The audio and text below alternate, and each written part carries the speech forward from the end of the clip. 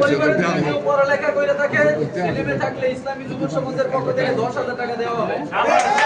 মাদক আর খাইতো না, এই জন্য ওনারা আমি 1000 টাকা দিলাম। মাদক সেবনকারী মাদক বিক্রেতা আমাদের গ্রামের লোক, আমার ভাই, আপনার ছেলে, আমরাই তো যে কোনো কারণে বা অসৎ সঙ্গে বা যে কোনো অ্যাক্সিডেন্টলি সে মাদকে আক্রান্ত হয়ে যায়। তো সে আমাদের গ্রামের ভাতিজা এবং ভাইনা, আমার ক্লাসমেট, আমার একসাথে লেখাপড়া করছি। তাহলে আমার সে মাদক সাথে হওয়াটা কি আমার কষ্ট বেশি না? আমার বাল্য বন্ধু, আমরা একসাথে লেখাপড়া করছি।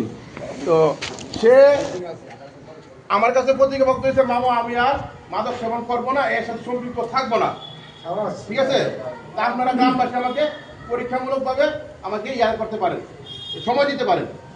তো সেই হিসাবে আমি গ্রামবাসীর কাছে বলবো, সে আজকে থেকে 1 মাস এরকম আরও যারা আছেন স্বেচ্ছায় আপনারা চলে আসেন, স্বেচ্ছায় মাঝে ছেড়ে দেন।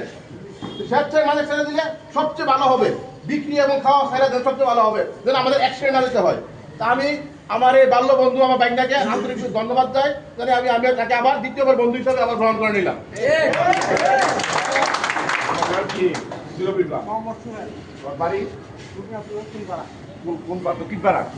তুমি আসতে থেকে আর মা বোন সেবন করবা না। তোমার বাবার নাম কি? বাবুল ভাইয়ের ছেলে তুমি। তোমার দ্বারা আমরা চাই তোমার পাড়া সমাজ তুমি এই তালিকাগুলো সংগ্রহ করবা। আর রাত্রে 10টার পরে রোডে গেটে যারা আসবে তাদের এই ব্যবস্থা নিয়ে নেওয়া হবে। কোনো পাড়াতে কোনো মহল্লাতে রাত্রে লোকজন ছেলে মেয়ে আসতে দিবেন না। যারা শপিং করে তাই দিবেন, তারা চাষ করবেন। তোরা তো রাত্রে কি ব্যবসা, রাত্রে বাইরে যত শক্তিশালীও এটা ভূমিকা নিতেই হবে। আচ্ছা, আমার একটা কথা, উনি যে মাদক আর খাইতো না, এই জন্য ওনারা আমি 1000 টাকা দিলাম।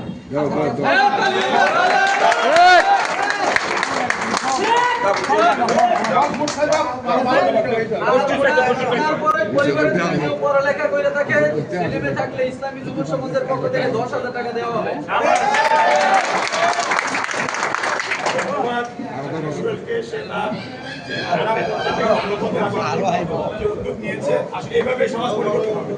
এভাবে একদিনে পরিবর্তন হবে, একে পরিবর্তন হবে। একটা অসংখ্য ধন্যবাদ। তো এই পর্যায়ে আসলে জয়েন্ট মেম্বার সাহেব যে কথাটা বলেছেন, আমি দীর্ঘদিন আগে থেকে এই যে আমাদের বাজারের যে বাজারের ব্যাপার, দোকানপাটের ব্যাপারে আমাদের বাজারে 2-4টা দোকান আছে যেগুলো সারা রাত খোলা থাকে, যার কারণে এখানে চুর, ডাকাত, মাদক সেবনকারী, মাদক ব্যবসায়ীরা এখানে আমরা আশ্রয় প্রশ্রয় পাই থাকে। আমি আহ্বায়ক কমিটির কাছে উদারত আহ্বান করবো, আজকে থেকে আপনারা ঘোষণা করে দেবেন রাত্রে 11টার পরে কুমিনাথের বাজার কোনো দোকানপাট খোলা থাকবে না। 11টা পর্যন্ত সর্বোচ্চ 11টার পরে কোনো দোকানপাট খোলা থাকবে না। তাহলে এখানে কেউ আসতে পারবে না। অনেকে একটা অজুহাত দেয়, এই জিনিসের জন্য আসছি, এটার জন্য আসছি, এটার জন্য আসছি। এখানে বিভিন্ন জায়গা থেকে নেশা হুল্লা আসে, আমাদের